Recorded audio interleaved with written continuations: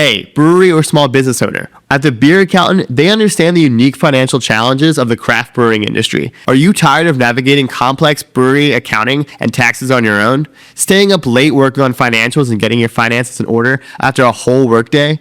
They're a CPA dedicated to helping breweries like yours thrive, with services ranging from qualified bookkeeping, business tax prep, to strategic financial planning.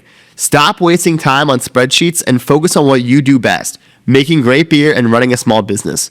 The Beer Accountant is led by Patrick McDonald, a CPA for 14 years. They are also the official CPA of the Brewers of PA, servicing over 50 breweries in 4 states. If you own a brewery or small business, stop overpaying from reactive support and start being proactive with the Beer Accountant. Don't brew that IPA without this CPA.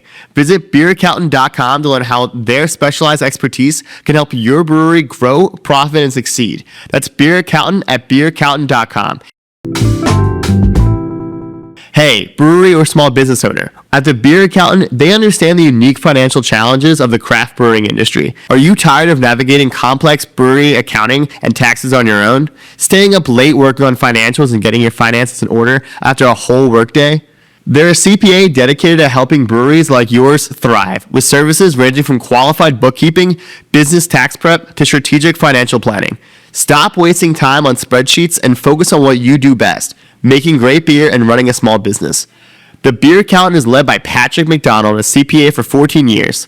They are also the official CPA. 4th of July, it's shut down, and it's probably one of the best 4th of July parades you'll ever see. I'm talking... Yeah, it's crazy. 12,000 people, jet flyovers. Geez, a whole nother. It's probably one of the most awesome you'll ever see. But it's a cool spot. It's big. We're on like 2 acres sneakily. It's a big lot. How it just goes back? Because, yeah, it's that front side. We're kind of offset the road a little. Yeah. But then we have a big back pasture, which...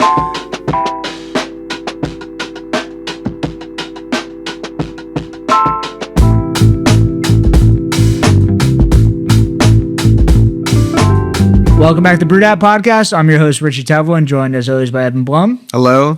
Today we have on the Brothers Kershner. Our second set of brothers we have on, so Kevin and Basil Kershner. Welcome. Yes, sir. Thank you for having us. Yeah, definitely. Thanks for having us. Coming all the way from Chester County, so I'm sorry you had to deal with 76, but they're here in one piece. It's okay. It's I used to live down here, so I was familiar with it, and we left in just enough time.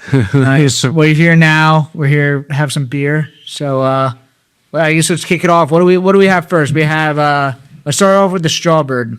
The what lager you guys have on? Yeah, it's our light lager. It's pretty much year round at this point, and it just is what it is. A nice, clean light lager. So you guys have a bunch of different styles, I know. Was this one of the original ones? This came out probably... a couple years ago, 4 years ago, 4 or 5 years ago. I was old. Everyone was splitting. I just poured myself the entire beer. We started out of the gate with Johann, which is our German Pilsner, and then we quickly moved to a couple light lagers, and we landed on this guy. So probably the last 5 years or so, we've been making this, brewing it, packaging it. Nice. Are the IPAs still like the heavy hitters for you guys? So Bing Bang Boom, which we'll get to at some point, is our number one seller along with the German Pilsner. They kind of take turns being the number one each month. So, cool. Yeah. Nice. So Brothers Kershner, if you're not familiar with it, the brewery in Skippack. That's it. So I grew up in Collegeville, or Schranksville, actually. So I normally say Collegeville because like nobody knows where that is. Right. Knows where Schranksville is. But you guys clearly know where Schranksville is. But well acquainted with Skippack. I used to go there all the time. Most of my friends used to live there, so we used to go to their house, sneak out, and go to Wawa all the time in high school. Nice. So literally right next to where you're at. But nice. Love Skippack. It's now become... When I was growing up, like they had bars there, but now it's become like this great bar town. Yes. It's really transformed in the last like 15 years. Yeah, it definitely came a little bit more towards the restaurant, walking town type thing. It's neat. It's a quaint little village, a resort town technically by way of its, what it has to offer. So it's cool. Definitely. It seems like some movie out of like a Lifetime, some town out of like a Lifetime movie or something. Probably make some ones. Yeah. Corny ones out of it for sure. Yeah, definitely. But... Yeah, so Brothers Kershner, you guys are brothers. when did you guys open up? Like 2018? Open doors 2018. We established officially 2015, and then obviously the journey after that, figuring out, all right, where are we going to headquarter and where are we going to go for it? So And why Skippack? I mean, because you guys are from where? Downingtown? Downingtown area, yep. Okay. Up there. So Skippack and Montgomery County as a whole was just kind of starting to jive career-wise, right? So Yeah. Skippack didn't have anything, and we almost envisioned it as a nice little stepping stone from Chester County in towards the greater Montgomery County area. And plus the village itself spoke to our brand. It's, very old, quaint, has a lot to do there. It felt warm, felt right. Definitely, you spent like a whole afternoon there. Yeah. So how did the craft beer journey start? I mean, have you guys been in craft beer your whole lives? Or, I've been involved with beer in some sort of way for a long time. How it started, basically, it was kind of like most startups where it was a gift from my wife. She got me a pretty souped up homebrew kit, and it basically sat on a shelf in my basement for years. did she buy it from you? Year. Just because it was like the fun Christmas gift that year? Or Well, she knew I was into it. I was into You liked craft beer before that? It was right when. So for us, growing up in Downingtown, 96 is when Victory opened. Yeah. So kind of just it was a stepping stone from that. She knew I was into it, and I literally stared at it for a year because I knew it was going to be a obsession.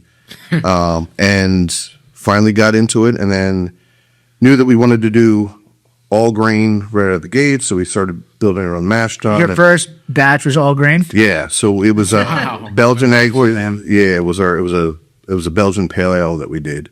So, and then it just went from there. We just basically, I personally was brewing the same 5 beers over and over again, and then But you're brewing the same beers over again. Yeah. That seems like a recipe of this is something that, it became an obsession. Yeah. Yeah, it became an obsession, which I knew it was.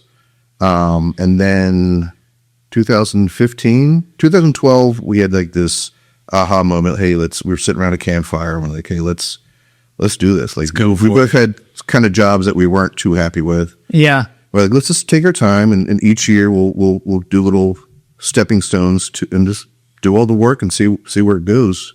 2015 is when we established the business. Yeah. And then 2016 is when we found the location in Skippack. 2017, we broke ground, renovated. It's an old auto body shop. We renovated it. And then July 2018 is when we opened. So we're in our 8th year of business right now, which is great, which is awesome. Yeah. So 8th year of red business, but really 15th year. 20th year. Yeah. yeah, Because I'm sure plenty of research. before you were probably actually open or doing anything, it probably felt like you were already in business. Yes. Your obsession was feeling like that. Our hair was also jet black at that time. We can just go there right now. I mean, At least you guys still have all your hair.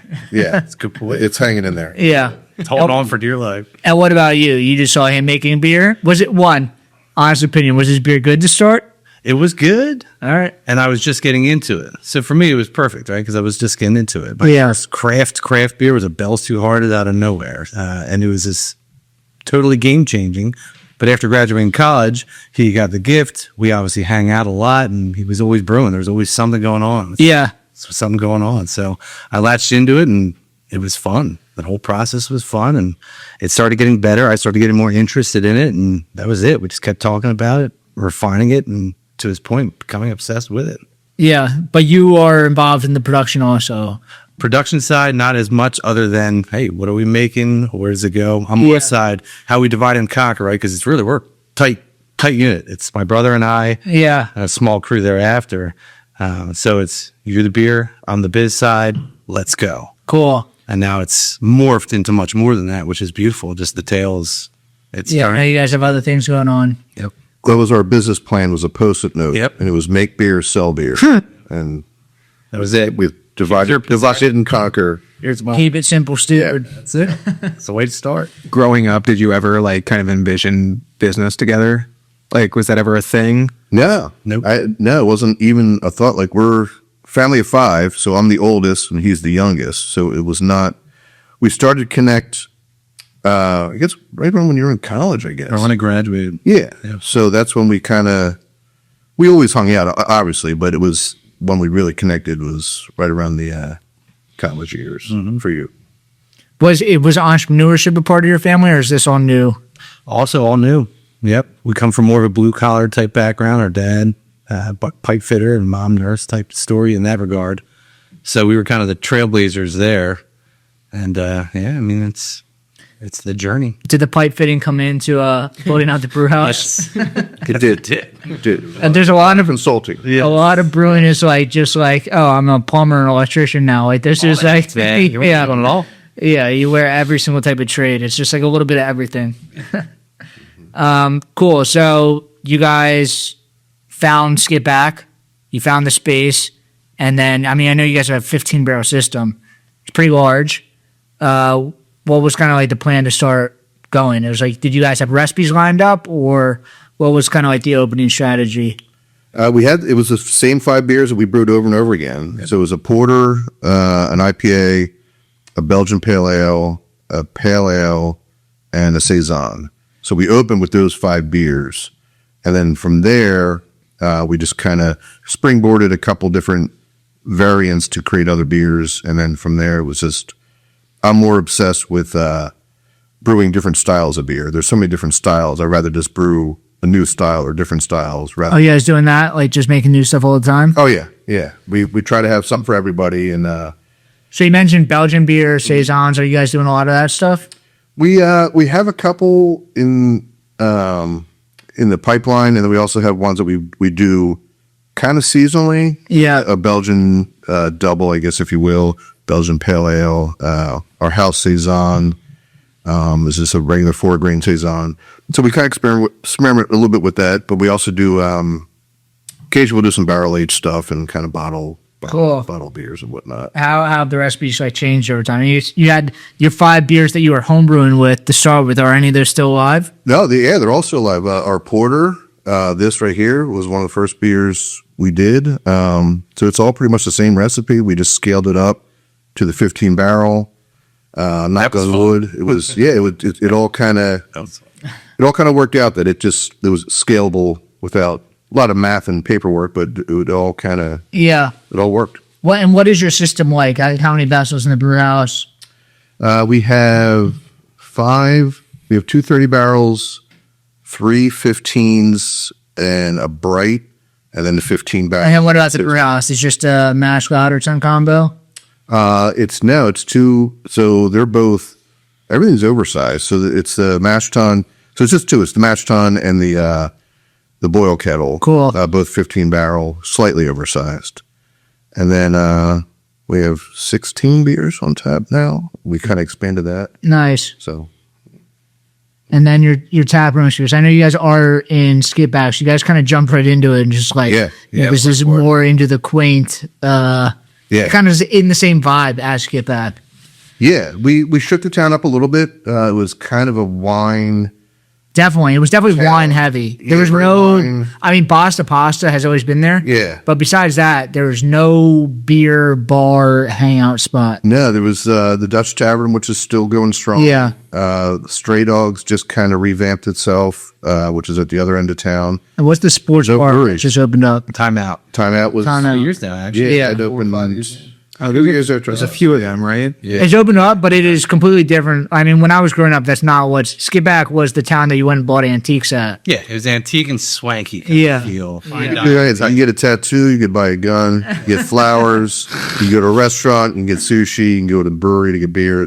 It's literally like Very eclectic. a very pedestrian town. So there's tons of shops. You wouldn't even realize it. There's so many shops. Yeah, it's also like high end food stuff. Yeah. Which is nice. It's like there's a lot of Pennsylvania towns that are like that. Yeah. So we kind of shook it up a little bit. We're like, look, we came to that town for that reason, to be the brewery, because we saw that there was somewhat of a need. Mm-hmm. And thank God we were right, because the town, they came out and said, yeah, thank God you guys are here. This is perfect. This is what we needed. And what's your tap room vibe like? Like, you guys doing events? Yeah, a lot of events. Oh, yeah. The vibe itself, it's a beautiful building. It's brick facade on the outside, 3-bay garage from the original. truth be told, we didn't change much of the footprint. It was like, I think we took one wall down. Yeah. There was like the middle bay, but other than that, it's very open footprint. And, you know, a lot of events. We do live music. We tap into town events because the town always has things going on there. Do they shut down that street at all, or is it just like they? It's a tricky one because it's technically a state highway. So it was tricky. But for 4th of July, it's shut down, and it's probably one of the best 4th of July parades you'll ever see. I'm talking Yeah, it's crazy. 12,000 people, jet flyovers. Geez, the whole nother. It's probably one of the most awesome you'll ever see. But it's a cool spot. It's big. We're on like 2 acres sneakily. It's a big lot.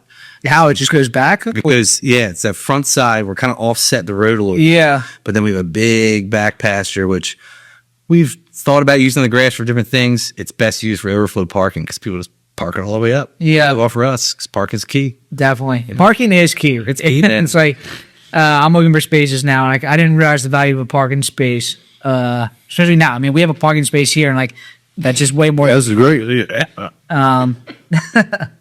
Yeah. But, so did you guys start off with 16 beers? 12 beers? We started out with the 5 that we were piloting for a few years before. And then we pretty much got to 10 right away. Yep. And then we had a 12 tap system in the beginning. So we got to 10, 12 fairly soon into the first year. First year, too. Yeah. And then probably 3 years ago, we expanded to just a couple more towers to introduce more draft options. We do wine now, so we had wine on draft. You make your own wine, or you sell a local wine? We're a licensed winery. Yeah, as well? licensed winery. Really? That was 2 years ago. Yep. Wow. We source that, age it, blend it, bottle it in-house. Do you distill also, or make cider? We do make cider. We make seltzers as well. Cool. So, you know, in recent years, as we all know, the market's shifting. So, let's think outside of a craft brewery too. We're a beverage manufacturer that also makes really great craft beer. That's what it should be. It should just be a beverage manufacturer. We're all the same thing. Like, why is it so confusing? Yep. And convoluted. Yeah. How have the recipes changed? I mean, I know you were homebrewing before this, and like you're kind of leading the beverage program. Has like the recipe structure changed? Has it changed since like you? I mean, it's a little bit different. You making a home beer versus you're selling beer. Really, we just scaled it up. We just did the math to scale it up. The only thing that really changed is But as far as like the structure of the recipes, like maybe if you're making a home beer, like you're brewing for yourself and maybe your friends, right? But like when you start brewing for the public, like have their taste changed the way that you're making recipes or anything? Well, we kind of tried not to follow the trends and whatnot, but we seem to be, there was a more demand for lagers. There was more demand for different, the hazies started to take hold. So we started to introduce hazies. So rather than have, 5 of the same style, just different beers, we would always have one of each thing. So that kind of became our MO, basically, is always have something for everyone. Yep. So we'll have a hazy, we'll have a West Coast, we'll have lagers, we'll have dark lagers, we'll have stouts, we'll have whatnot on the menu and on the on taps. As far as what people want, I mean, we just kind of kept doing it. And have you seen, you brewed a Belgian beer at Saison?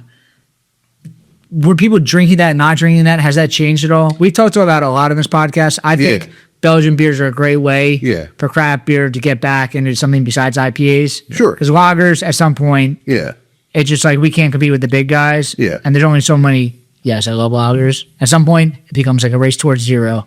But I think that Belgian beers are like a great way to kind of like break the mold and do something. And the Belgian Pale Ale we have is perfect because it's that nice hybrid into it. Yeah, it's like a table beer almost. Yeah, exactly. That's a great way to put it. Nice, easy going. Someone wants a, what you call it, Allagash or something like that. We always got him towards the Belgian Pale Ale. Nice. So we always try to have that on tap.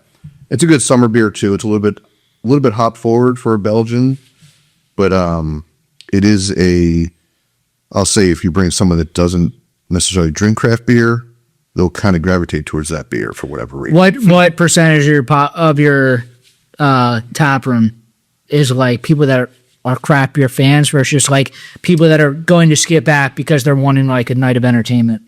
I would say we're 70-30.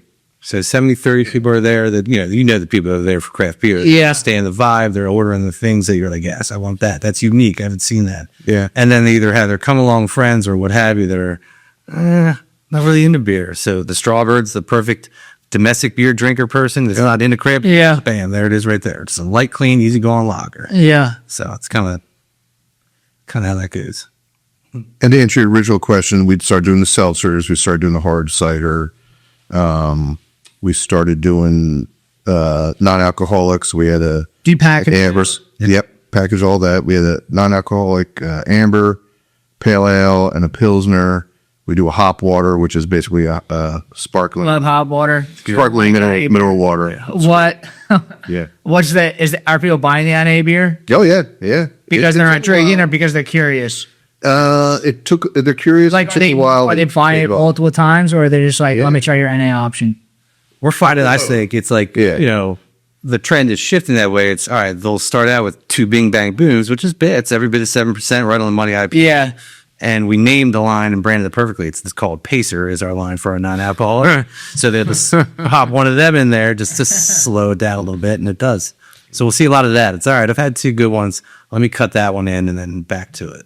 Is it? Do you see younger people tend to go for that more, or is it anybody? Yeah. Also, what's the age group in Skippack? Demographically speaking, let's see. I would say we're 45 to 65 is majority. We'll see a little bit of the middle of the road. And we're just now finally seeing some of the, the 20 to 30-year-olds. Okay. Realizing that craft beer is not all that bad. Yeah. Right? It's an interesting thing.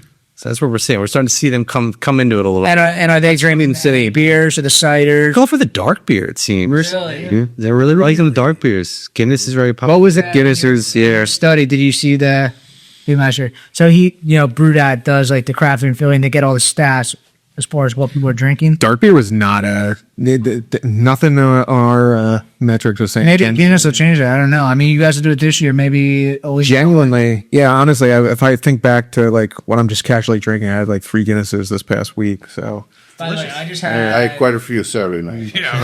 Right? Tis the season. true. You know what? That could be part of it also. I just had a Forged Iron, whatever the Conor McGregor. Yeah. What'd you think? It was really good. I loved it. But they're called Forge. Iron. Forged Iron, Irish Stout. Okay. Yeah. Yeah, I mean, I love Guinness, but like this beer is great. Like everyone I know in the craft beer industry is shit on that beer, and they're like, I think they just hate Conor McGregor. I'm like, this beer is pretty good. Beer's good. It's good. Yeah. That's it. It's not like he's making it anyway. So Yeah. Really. I don't know. He doesn't know what's happening. Cool. So you guys are what, 16 beers now? Like what? Is that 16 beers plus the other stuff, or some of those beers are the lines? And are you like the hop water? Is that on draft and the wine deal? it is. That's on draft. We have wine on draft. So we have our rosé, our Sauv Blanc, and our house red is on draft. But as far as the drafts themselves, we try to mirror everything that we brew. We package. So we try to mirror what's on draft is also in the ticket. Do you package the wine in wine bottles? Counts as well. Both. Yep. I've seen canned wines are like, maybe it's just social media. Like it's hard to tell like what's actually Wine selling coolers is that a thing now? Yeah. versus like what is just like something different I'm seeing on social media. Yeah. Are people buying canned wines? I don't know much. I didn't research into that too much, to be honest with you, but I'm seeing it all over Instagram. Like I don't know if it's just like this is the. I know a lot of wine drinkers. I can't say that I've ever seen a can. I've never seen anyone drink it. That's what I'm asking. I've never seen anyone drink it ever, but I see it all the time. I could see it being a thing. All right, think about a cooler, right? You're packing some beer in there, and then you got to bring 2 bottles of Yeah. and a glass glass. sass. Yeah. So that I could see it maybe taking off in a little bit. It's a much more convenient vehicle for the wine, but I don't see much of can. How is the winemaking? Has that been a struggle to learn how to do, or do you enjoy it? No, so we'll source it. We source the raw material, and we'll either ferment it or we'll blend it. Like we'll barrel age it in house, and then from there we'll blend it. Our Impriano Red is just an extra aged oak wine that we do. So no, it's not necessarily hard. The process itself. For us, we're more of a blendery, so it's just kind of taking the source wine and just kind of, aging it, blending it. And you Yeah. go from there. It's Yeah. chemically speaking, it's way less complicated than making the beer. There's no doubt about that. Definitely. I mean, at Philadelphia Brewing, I made cider, and that was the easiest days ever. It was a brewing, it was like an hour and a half long. Yeah. It was like every single time, it was exactly the same every single time. It was like the easiest thing ever. Turn apple juice into alcoholic apple juice. Easy. Exactly. That's it. Exactly. Are people buying the ciders? Yes, Yeah. because when it hits, it's out. It doesn't last long, which is Do you guys make sour beer? we do. Great sour program. Have you blended your sour beer and your ciders together? That's a good question. You have to do it. It tastes like candy. Is sour beer mixed with cider is delicious. It is so good. I could see You that. keep saying something nice about sour beer. What? I like sour beer. No, I do like sour beer. I just don't like NA beer. Yeah. Sour beer Neither do I. and cider is awesome together. What do we do? That's interesting. We've let a cider go sour where you just package it and just let it do and whatever's on the skins of the apple ferments it turned out all right. Nice. But never actually blended, so that's What's your? I mean, you said you guys were barrel aging. Like, what's your program like for that? we've done a few cool ship beers and then we've Oh, really? How do those go? And how do still you have in the cool ship? works.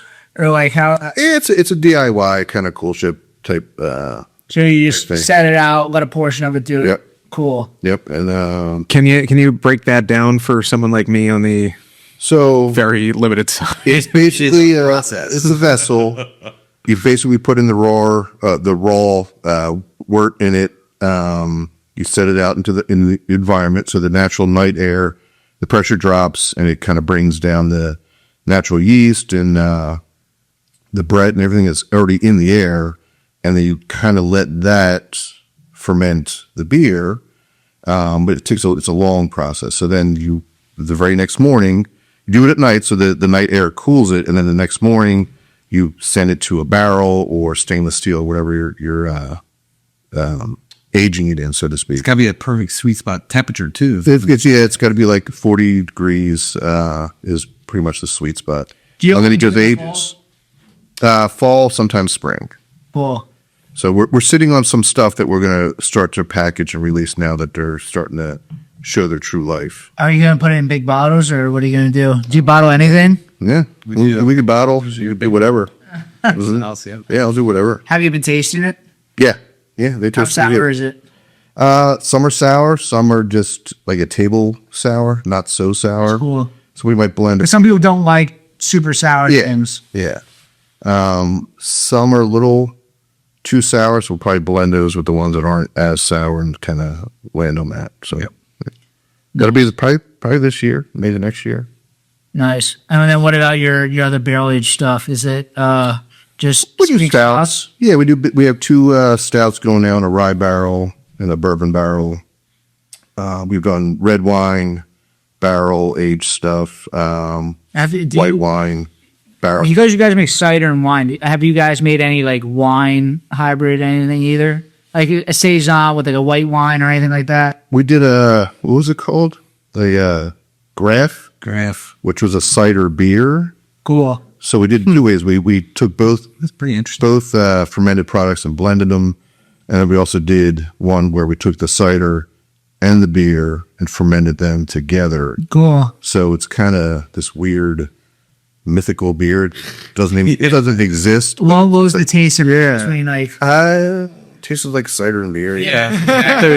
So it tastes Dry, right? It tasted the same as if you blended it after the fact. Yeah, I would say a roll. Like we did both side by side, and I'd say I like the one that they were both fermented together a little bit better. Yeah, me too. But kind of if you mix the two, you wouldn't. Yeah, it's like you took a light lager, put a little cider into it, and it was feel. It was a very interesting thing. You get the beer elements that are there, but then a dry out cider apple type finish. Yeah. And are you using actual cider yeast or you use Chico? We used I think I used champagne yeast. Oh, really? One time. That's probably like super dry. Yeah, and then the other time it was each their respective yeast. So it was probably like a ale yeast and a cider yeast that we then blended back together. So I think it was champagne yeast. Do you have a house yeast, or are you guys switching up yeast strains? Yeah, we use all the basic stuff. We have a couple Belgian strains that we use for the Belgian and the Saison. We have Allagash. Stay ASMR, bro. Get Get that this shit sound up like here. Yeah. Let's crack that. Yeah, we do. Oh, yeah. You should try the, All right. they took the trip over here, so yeah, that's actually pouring pretty good. So this is what Evan's pouring right now is Bing Bang Boom. This is our number one seller. Then next month, Johann or Pilsner will be the number one seller. They take turns going back and forth. Between market, man. Between winter and summer, or is just at It could be this guy could take 3 months in a row. Yep. But it's just back and forth, which is great to have a Pilsner and a classic IPA be your number one seller. Yep. Obviously, the IPA is always the number one seller, but yeah. That's cool. So your tap room, like, is it active on the weekdays also? Like, what is the vibe like in Skippack? Tuesday to Sunday we're open. Yeah. So we do, your typical, I'll say, get people in the door. We have trivia Tuesdays, and then we have live music on Fridays, things of that nature. We have a great core regular group that's always coming out. Do you guys do mug clubs? Don't do the mug club. Yeah. Never did it. It's the mug club is like I'm anti anything that's fun, but it's like I don't like flights either. And whenever I go to are you guys part of the Brewers Pennsylvania? Yep. Yeah. So whenever I go to those things, they're always like, Patrick is always like, do flights, do mug clubs. And like the flights, it's like there's a better market, but I just don't want to deal with it. Yeah. But the mug clubs is something I'm like, this could be interesting. Like I've seen some people do it different ways. There's a lot of different ways to slice that one, yeah. Yeah, but Never dabbled in the mug club. We do the flights. So you can get a flight of four, or you can get what's called the around the world flight, which is the whole board, man. Oh my! and Wait, do you have a board for that? Yep, the old tray. It comes out there. The fun thing about the flights, not fun for our front of house bartenders because they're pointing like, yeah, man. But it's when someone sees it and they put it down, they're like, whoa, what's going on here? Yeah, I want to get in on that. It's loaded nachos. Like when you see, right? All right, I know what I'm getting. It's all around it. I'm that guy to buy that. If I'm traveling or on vacation or anything like that, I'll get a flight. I mean, it's a great way to sample a little bit of everything and then to zero in on what you actually want to. The mega flight. I'm anti-flight, but the mega flight is something that I do. I like the idea of that. Experiential. Yeah, it's like your our wife or whatever. It's a cool, quick little snippet of what the brewery's all. Yeah. Do you guys sell as a brewery? Are you allowed to sell pitchers of beer? I believe so. I've never seen anyone do it, and like I'm pretty We're positive. gonna do it now. Yeah. There's so much gray area in those specifics. I do believe it just has to be appropriately ratioed to the persons and all the legalities of Okay. convoluted language. Yeah. But it's We've done buckets. technically That's fun. that's just selling however much that's pitcher's probably 32 ounces. it's 48 ounces, right? 48 ounces. So then it would class under, for tax reasons, you're that range. And I don't know. Depends on how you take it up. But responsible alcohol management always supersedes all things. And that's what it comes down to at the end of Of the day. course. You guys have done buckets though. Yeah, we do comedy nights. We've done buckets of cans. Like we'll take How is the by comedy? the can. It's like, It's great. are they actually funny? 'Cause They're funny. Oh yeah, a lot of the It's local legit. comedy shows, I'm like, I love comedy, and I want to support local comedy, but a lot of local comedy is rough. Yeah. I'll shout out to Suburban Comedy's our partner in that Yeah. part, right? So they hire the acts and they pull in, people that have been on the Tonight Show, people, Oh, wow. It's legit. It lines it up and the house is roaring. We pack the house usually every one. Yeah, that's great. I grew up in your area. All my friends are hilarious. It's the same people I grew up with. I could imagine just like all my friends. They're doing it. Yeah. Yeah. Do you guys do like? I know you guys had what was the Firkin event that you guys are? Birkenfest. Great success. Yeah, Cast Fest was great. And this is the first one you've done, right? Yeah. First one we've done. We were talking about it for a while, and then we finally. Is that something that you guys were doing before? The cast. No, we're gonna do it again in the fall. But we did it. We weren't sure how it would sell, and a lot of times when we do ticketed events, people wait to the last minute to get tickets. Always. So it's always nerve wracking. They hard. prior to the event, I'm like, oh, I've got to cancel this. We 100%. But knock on wood, I won't. But it was awesome. It was an awesome day. It was an awesome day. Well, Did you do that inside or do you? Yeah, our back barrel room space is kind of our private rental space. Okay. So we just had all 12 guys on a table with their cask, and it was like the perfect storm. We had live music. It was kind of sort of St. Patty's Day, so that kind of brought a lot of people out. Beautiful weather. That was a great day. The weather was great. It was like the first break at BS. And there's a drain right in the middle of the floor. Make cleanups easy. Yeah, it was our back sink area, so people were like, "Oh, I'm at a beer fest with my own sink. This is crazy."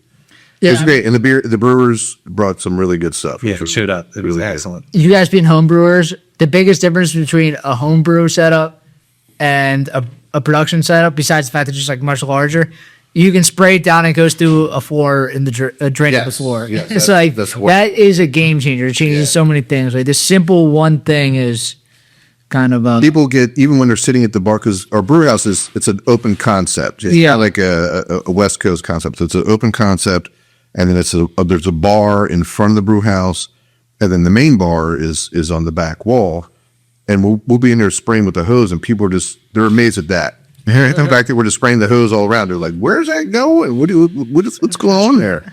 So that's just the simplest thing is Being the splash zone or the anything. 4D experience. Yeah, we should a splash in. That's it. You're right in it. Best is when canning days are running a little bit late and people come in. It's just like, oh, God, we gotta come on, keep it moving.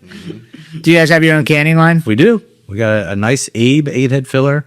Nice. Big whale tail on it. We absolutely squeeze it in right down the middle of the fermenters and the tanks, but it fits just about right. And it's a process, but it's fun. How many people are like on the production team? Canning Days. It's three of us. It's Josh, one of our brewers, our head brewer, and me and Kevin. It's But three of us. for brewing, how many people are at production every day? It's either me or Josh. So we'll either bounce back and forth, or we're both there, or he's just there, or I'm just there. It's all, the good thing about when we first opened and started and designed the system, we knew in the beginning it was just Kevin and I. So we made sure for the brewing side of things, it could be just manageable enough for one person to do it. So that's kind of how that part folded out. And then finally we started getting a little extra help with the overhead of doing all that. And it fits the brewer's mentality, right? They don't want to talk to anybody. They don't need to be focused and zeroed in on the work, zero distraction. Exactly. Two variables. One cook in the kitchen is all you need. Yeah, man. Exactly. It's like a lot of times, like not anything going on, but the second you add one more variable, then you just stop paying attention to everything, and everything falls apart. Yep. You just focus on this. You miss the time on something. It's quick, man. Exactly. New Belgium, Stone, Sierra Nevada. What do they all stand on? Cascade Floors. Family owned and laying down brewery floors since 1971, Cascade builds urethane epoxy and polyester systems engineered for exactly what a brewhouse throws at them. Thermal shock, caustic washdowns, forklifts, and constant abrasion. Cascade floors and walls stay sanitary, slip resistant, and standing for years. With a Philadelphia-based rep and breweries served across 25 states, Firestone Walker, Ballast Point, Russian River, Cascade is the crew that the best in the industry already trust. For floors that work as hard as you do, call Cascade Floors at 503-769-6823 or visit cascadefloors.com.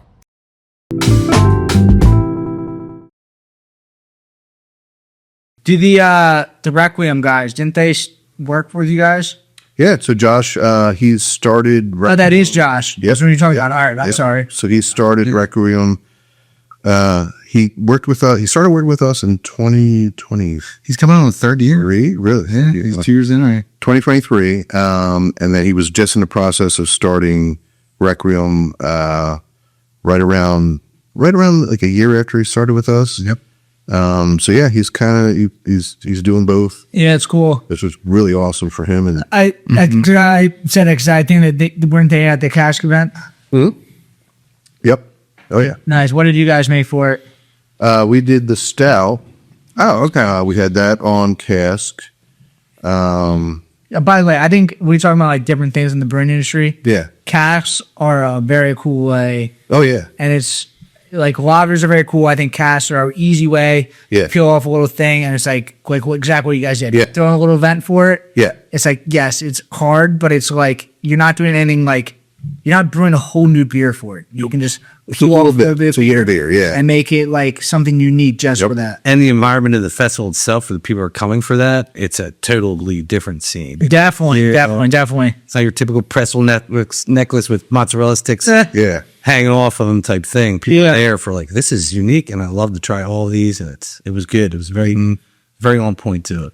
So I'm sorry. What was your cast that you guys made? We did the stout. Cool. What else was there? There was some wild ale. What did you do with the stout? You just put more hops in it, or what? No, we just Vanilla. we peeled it off. No, nothing. We just peeled it off, and then right before it gets to terminal, you take some, put it in the cask, Yeah.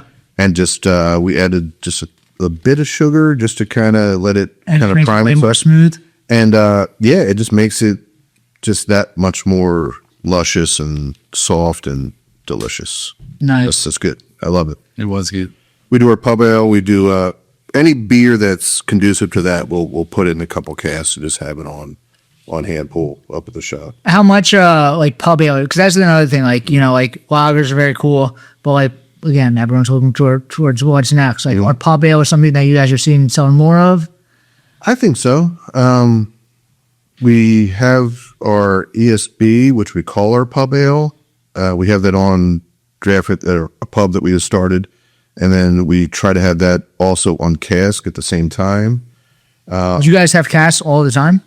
Yeah, we for the Very last often. year or so, yeah, we've had it going, which, like you said, it's a fun way to do it rather than add dry hop or any kind of thing to the actual cask. We'll just make the cask beer of that beer. That's cool. That's what I was asking. So I thought you were like you made a different thing, but it's Yeah. cool that you get Same beer, yeah. and then you can try them side by side. Yeah. Like what? Totally different experience. It really is. Yeah. I think the next one for us is putting Bing Bang Boom on cast. It's going to be Yeah, very we'll interesting. do that. That on a hand pump. That's A lot of you guys grew up next to Victory. Yeah. The Nitro Hop Devil people go apeshit for. delicious. And it's like it's almost like an IPA that on cast is like not a normal thing. Like it's IPAs or bro. It's like doing like a West Coast IPA on cask or nitro is like different than a normal cask beer. It is, and brings it up to room temperature, ale temperature. Yeah. basically, and it's just the way. Yeah, the flavor just like kind of opens up. Mm-hmm. That's cool. Yeah, it's great. So you guys have some other locations, correct? We do.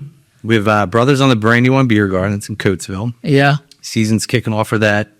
That's a seasonal thing? It's a seasonal thing. Every Sunday, automatically, with some pop-up Saturday events. This year, we're changing it up. We're adding Friday drive-in movie type night there because it's a the scene is awesome. It's an open, on the river, very landscape-rich place. It's huge, 30 acres. It's gorgeous. But nonetheless, You guys have 30 acres? it's 30-acre spot, man. Jeez. It's certainly, That's cool. it's something. It's certain. What is it? It's just normally like a park or something? So it's Brandywine Outfitters Park. Yeah. It's our partners in that. That's who owns the property. And they've been great since. We grew up not a quarter mile off the road and used to ride down there and fish off their dam and all the things. So the good thing is the relationship was always there from the beginning. And now we're in I want to say this is season 6. 5 or 6. I was trying to remember the other day. I think it's 6. It's planning to go. To your earlier point, it's like 8 years or 20 years. Yeah. There. Just the never ending story. Yep. So that runs every Sunday. It'll be April through Halloween, pop-up events throughout. And then July of 2025, we opened The Barrel, which is on his shirt there. And that's our true restaurant pub in Avondale, Pennsylvania. Where is Avondale? Avondale's southern Chester County. It's out there off of the 41. The bottomless Chester County, way down there. So Country.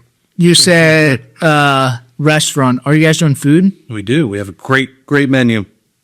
Good pub grub. at all your locations? Just there. Okay. Nice spot. Yep. The brewery, let's get back to your point. There's so much food. So we partner with the Italian market next door. They bring it to you table side as if it's an extension of their space. The Italian market, not Wawa. There's actually But you definitely get plenty of Wawa in the door. No doubt about that. But you're not going to beat the Italian markets. Their hoagie game's out of control. Out of control.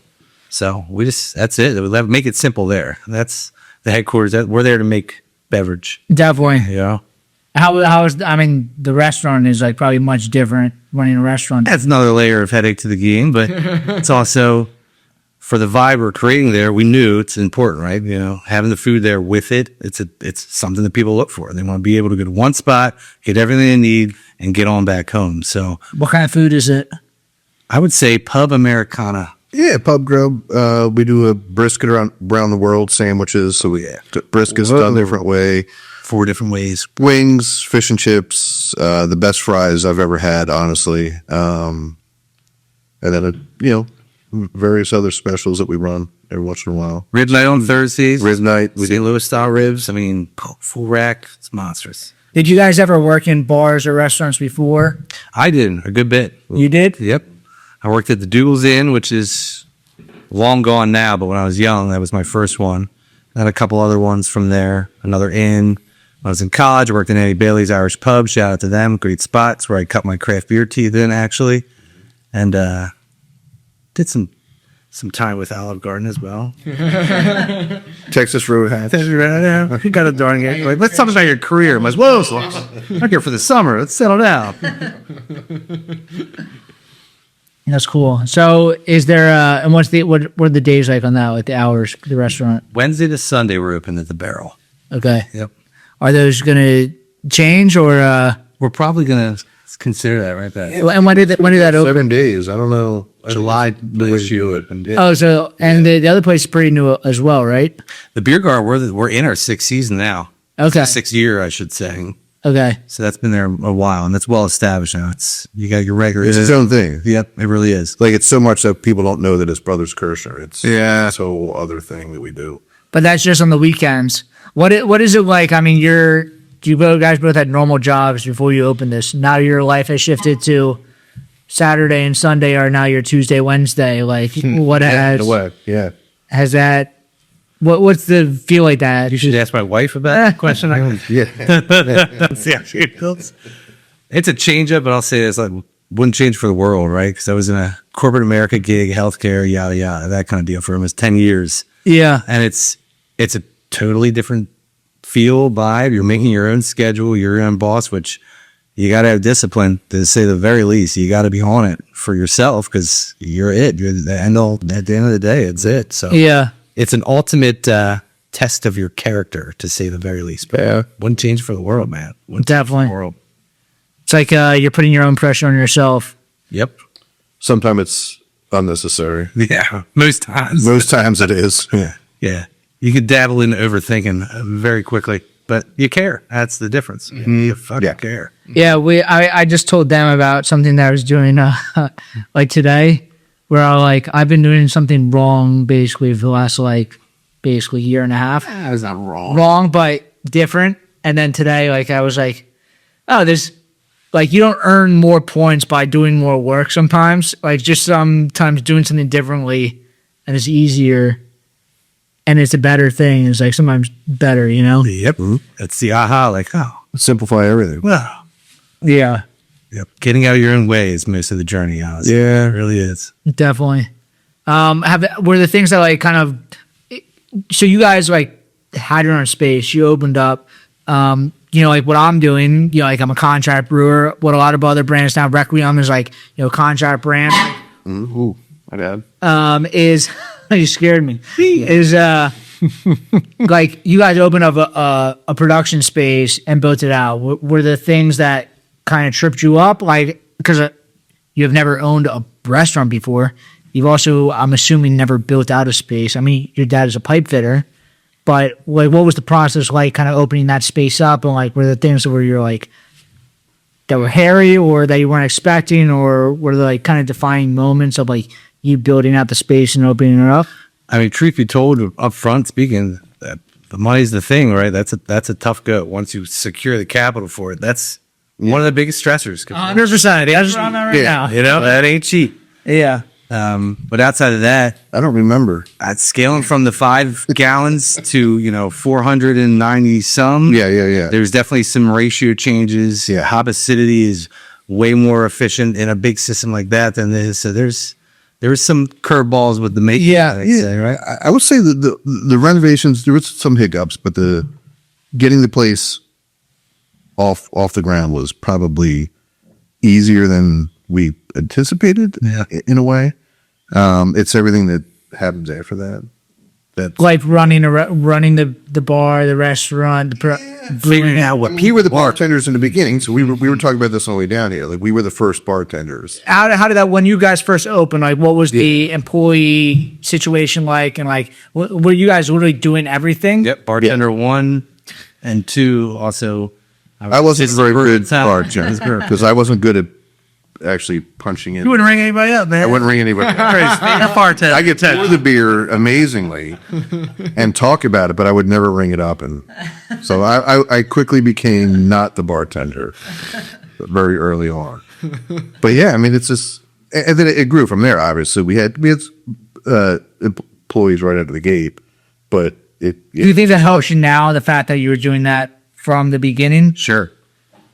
So that's one of the things when we overthink things. If things were ever to implode, it could also like easily water down to just us again. Yeah, And it would be miserable. We implode. But worst case scenario, Worst case scenario, you've been there. And yeah, we've been through that whole thing, you know. So it's yeah. The good thing is where we are now, transforming into it. Shout out to our crew, right? So we have a front of house guy, John. He's our main lead bartender, oversees everything. Thanks to him. We have Josh, kicks ass in the brew house. Yeah. Yeah. Excellent. We have Tim, he runs our beer garden down there. Basil's wife, Jamie, kind of oversees the barrel. So from the gate, we knew like, all right, we need to establish a team, keep it tight, and just keep them happy and loving what we're doing and on the vision that we're on, and it'll allow us to do what we need to do, and that's grow the business. Right? Yeah. It's a business after all. So Yeah. we're very fortunate, and thanks to them for that. Are you guys distributing at all? We do. Small footprint. Self-distributing? Yep. How is that? And when you guys started that off the gate?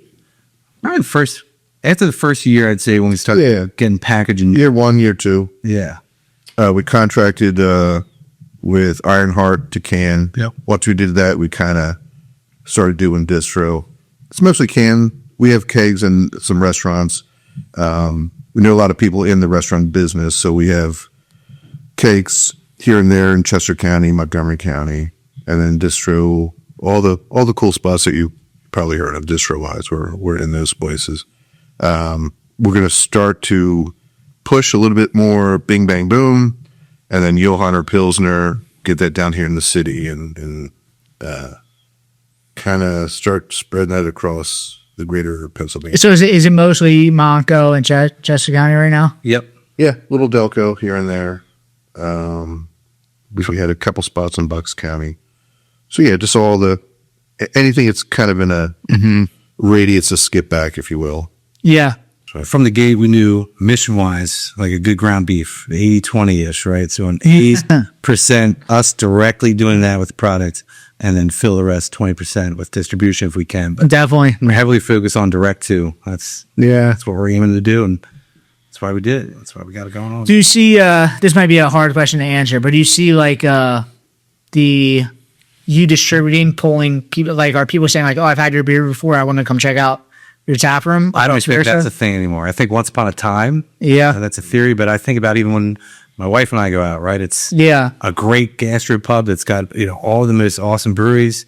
When I have that beer, it doesn't necessarily say to me, I'm going to a place. Yeah, maybe that's like Unless old it's school, across the street or old school mindset from what craft beer used to be like. I need to go see where they made it, and so like everyone's like, Yeah. I've seen a brew house before. It's less about like going to Square Zero. It's more about just finding a spot. Great there at the gastro pub, to your point. You're seeing hoses and, people hosing things down. It's a brewery's a brewery. Yeah, And just being able to access it easier, that's what people are all about right now, it seems. Yeah. 90s, 2000s, definitely it was the thing. definitely. You try and I'm going there. Definitely. So these are all 12-ounce cans. The podcast we just did, all the beers he grabbed from Maryland, they were all 12-ounce cans also. Have you guys always done 12-ounce cans, or is this something you guys have been shipped from 16 to 12-ounce? So Yeah. we're starting to shift. So there's certain things. So Strawbird, the light lager, that's always 12 ounce. All our lagers are pretty much 12 ounce. Our session IPA was 12 ounce. Our pale ale is 12 ounce. A few one-offs here and there were always 12 ounce. We'll still do the 16 ounce. The hazies seem to be the appropriate capacity for that. Yeah. But so this used to be 16 ounce, and we started packaging this. So we're kind of shifting that way. It seems to be, I don't know if it's to catch on to that trend, but with people consuming less or consuming less within a session, 12 ounce seems to be the way to go. A little more bang for buck too. But think about it. Yeah. The math breaks out. Yeah. 6-pack of 12s. You're getting So a lot of the stuff is You're getting more? Wait, because I thought my thought is it costs the same amount to put beer into this can and close the can as probably a 16 ounce can. Maybe 2 cents more because it's a larger can. But then you're getting 25% more beer. So wouldn't it be more cost efficient? Or are these just priced better for the customer, probably more cost efficient would be the thing. for these? Yep. Because they're getting a little more ounceage per. Oh, because your 6-packs are costing more? No, it's all the liquid's the same, right? Okay, yeah. It's the same. The cans are a little bit smaller, so they're a little bit less. The labels are a little bit smaller, a little bit less, but all the math kind of maths towards for the. This is more. Yeah. This is better. You're getting 6 beers instead of 4. Ounce wise, I forget what the actual count. we get like 8 ounces more We're getting 8 ounces more out of a 6-pack. for the same price. So best practice or not, we keep our 6-packs pretty much the same going rate that we do our 4-packs. And you have the pack tech 6-packs? Yep. Cool. Yeah. Nice. Do you and you sell you sell them like everything out of the tap room? Yep. Out of the tap room, out of the barrel, we have it there. Do you sell kegs? We do on a small scale. We got a couple regular We got accounts. some grandfathered in customers that could still exchange out their 6 stools and whatnot. You got the home bar going on? That's a whole nother racket. So we try to keep it to the bars and pubs. Yeah, getting your metal back because it's sitting on their fridge for 3 months, and you're like, oh man. Yeah. I still have some cousins that are still sitting on 6 stools. I'm sure Josh is like running the same issue. It's like the contract game. It's like I don't have the storage space, so I have to get the one-way kegs, which makes my beer slightly more expensive. Yeah. Yep. But then, yes, it's more expensive. But then also, like, I just don't give a shit. You know, I can just like toss it out into the void, and it's just like, see you later. Up in the cooperage is a challenge, man. It's Yeah. There's so many lost kegs in our These are things that they don't tell you. You're like, oh, the cost of brewing, like, oh, no, you're gonna have to like replace, like 5 to 10% of like your, on our way down here. Cooperage every year? Yeah, on my way down here, I was trying to think where do we have some kegs? Just swing by and pick up because I know they're sitting down there somewhere.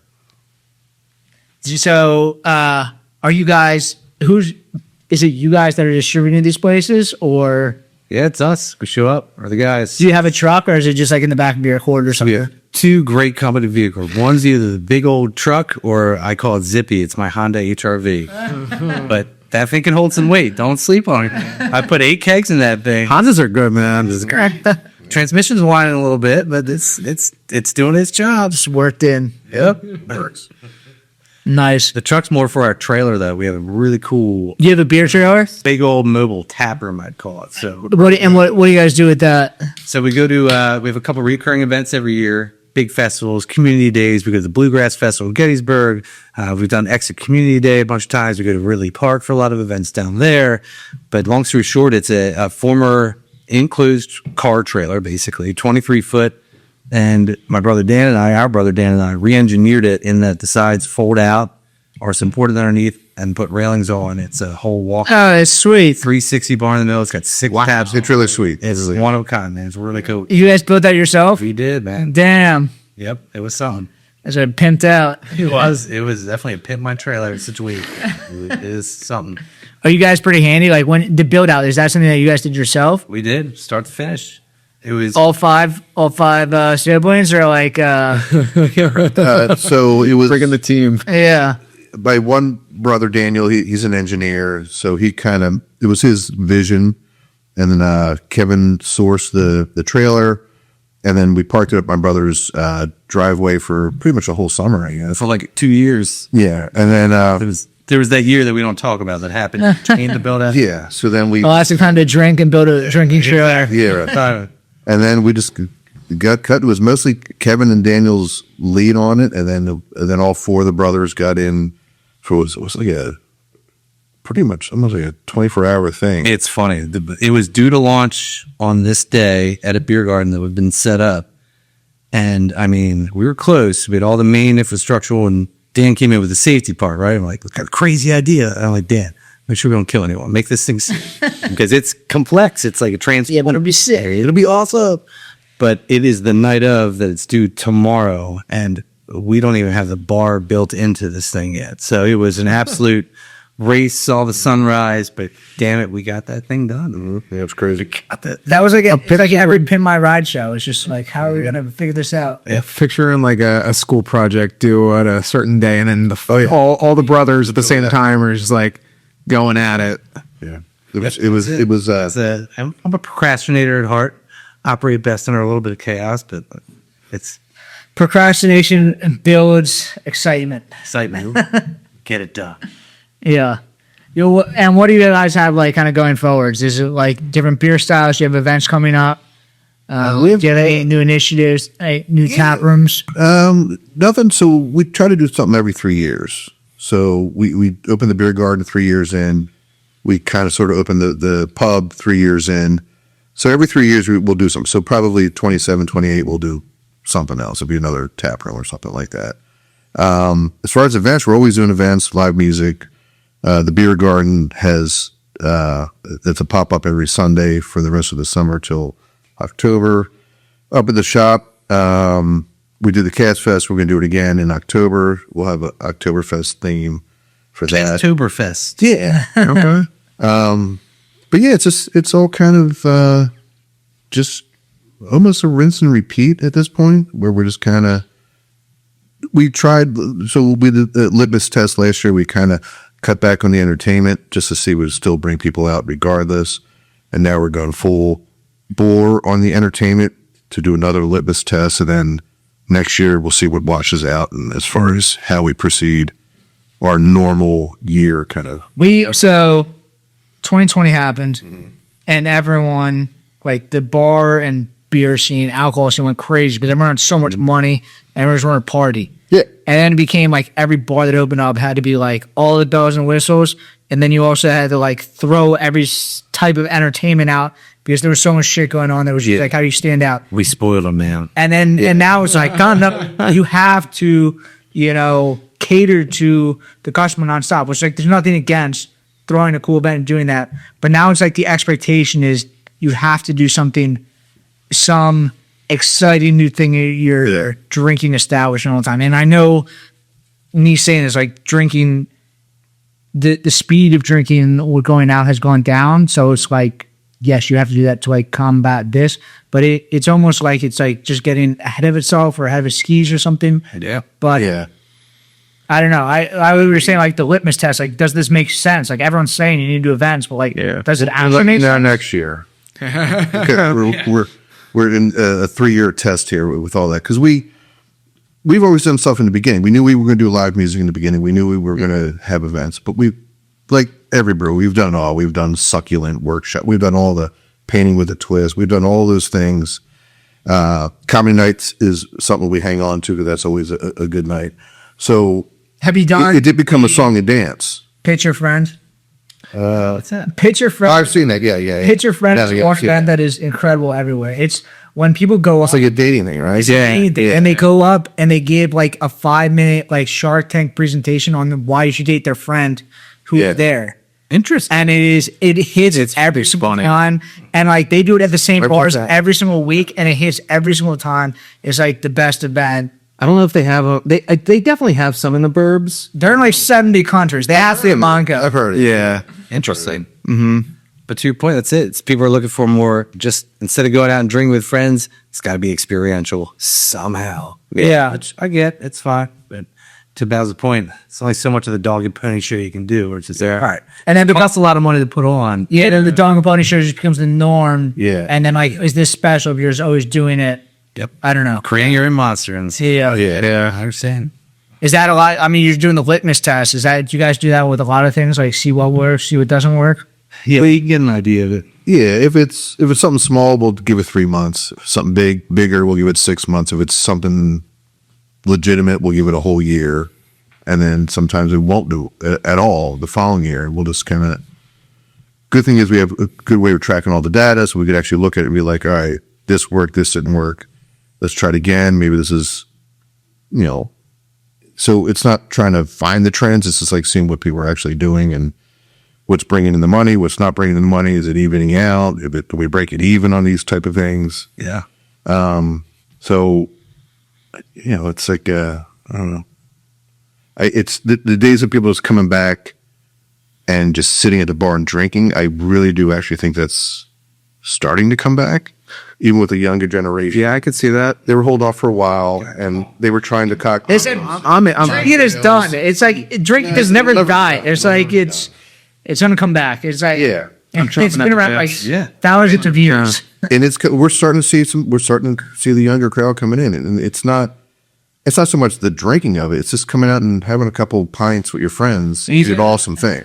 Yeah, it's just different than just sitting at your home and like going fishing on Tinder. It's like you need to go out and like experience, socialize, in the real thing, not on the phone. Yeah, Wild thing. It's hard. Try and sell that technology. Yeah, but we're actually seeing it with. We haven't looked at the data, but we're actually seeing it kind of sort of trend that way. I've heard similar. So actually, Ryan from Warwick Farm, he was saying he's seen a lot this year specifically. He's like seen a lot of Gen Z people sort of come in the doors right now. They're coming around. They're curious, man. Yeah, it's not Gen Z. Well, that's what millennials doing this shit. Yeah, I don't know what I don't even know where we're at. They are. Which ones are at? No. But there's only so much light vodka soda drinks that you can. Yeah. If you want a little something else. We're seeing all the brands. Everyone's like, teas are taking over the world. Every tea brand has rebranded this year to like, we're a soda brand, we're our this brand. Yeah. And it's just like, like if you had faith in it, you would just stay where you are. But like, it's kind of like a flash in the pan thing. Yeah. It's an option. The option. But what it's going to do for you is. Mm-hmm. Old Faithful, beer. Keeps pulling on. It's not going anywhere. No. It's just good. I think everything ebbs and flows. I think there's a certain generation, and we'll say maybe it was 2020 that kind of did some things in, but it went down.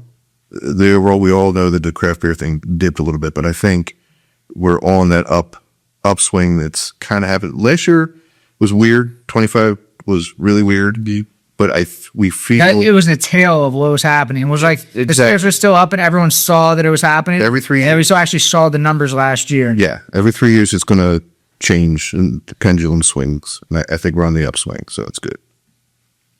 At least that's what I'm telling myself. Yeah. Yes. What do you guys want to plug right now? Like, what do you guys like? This will come out, dude, probably in fucking June or July at this point. Yeah. We have so many episodes recorded, but quite a few. Midsummer, what do you guys want to plug?